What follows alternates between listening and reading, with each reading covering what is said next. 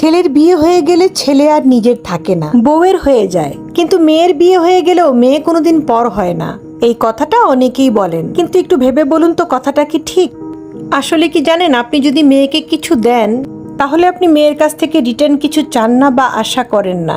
মেয়ে সুখে থাকলে আপনিও সুখী। আপনি কখনো এটা তুলনা করেন না যে আপনার মেয়ে আপনার চেয়ে কত ভালো বা সুখে আছে। আপনার মেয়ে যদি আপনার চেয়ে 10 গুণ সুখে থাকে, ভালো থাকে, আপনি সেটা দেখে 10 গুণ খুশি হন।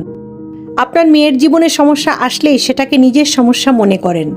মেয়ে সুখী না হলে আপনিও দুঃখী হন।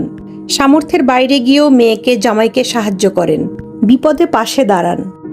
অন্যদিকে ছেলের পিছনে যত খরচা করেন আর ভাবেন যে একটা সময় ছেলে এর বিনিময়ে কিছু দেবে, অনেক সময় দাবিও করেন, মনেও করিয়ে দেন যে তোর পেছনে এত খরচা করেছি। ছেলের বিয়ে দিয়ে ছেলেকে